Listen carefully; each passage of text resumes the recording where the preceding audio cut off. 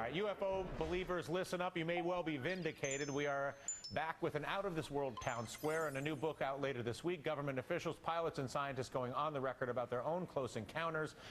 Michio Kaku, professor of physics at CUNY University and host of Sci-Fi Science on the Science Channel, got to read the book early, and he joins us with a review. Quite simply, Professor, do unidentified flying objects without question exist?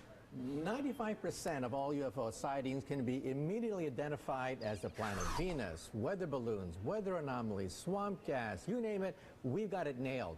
It's the 5% that give you the willies.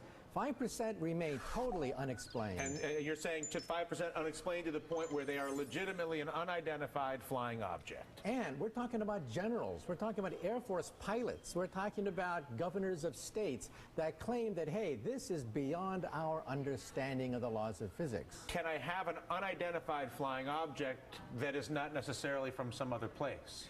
It's possible, but we've looked at all the alternatives. These are multiple sightings by multiple modes. In other words, pilots, eyewitnesses, radar, visual sightings. These are very hard to dismiss, the handful of sightings. One over Alaska, another over Belgium, another over Iran. The handful of things that still cannot be explained defy known laws of physics. So then, by that definition, does this confirm the existence of life on other planets, in your opinion? I wouldn't go that far. We need alien DNA or an alien chip. That would nail it to the wall right there. We don't have that. We don't have the smoking gun. But this book is as close as you're going to get to the smoking gun. We're talking about senior military officials who were involved in the investigations of these incidents saying we are clueless. If you were to look at those who argue, well, hang on, there's no way that they could get here from some other planet, that the technology doesn't exist, the stars are too far away, you rebut that sort of thinking with what?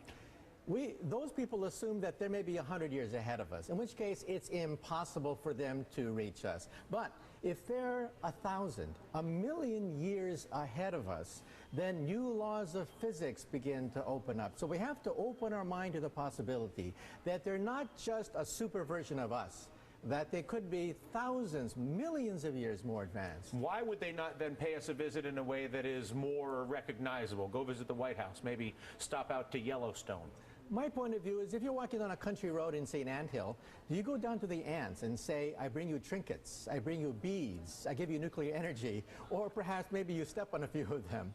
If they're that advanced, maybe they simply are not that interested in us. All right. Listen, Professor, it is an absolute pleasure.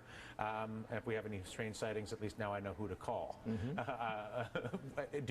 Before I let you go, do you teach on this subject at the university? On UFOs I mentioned it when I teach astronomy. Also in Sci-Fi Science, we have a whole episode about what kinds of physics could open up in the next 1,000, next million years. They could let us travel a few million miles at a time. New kinds of physics on the Science Channel. Very cool. Listen, a pleasure. That does it for us. I'm Dylan Ratigan. Hardball's up right now.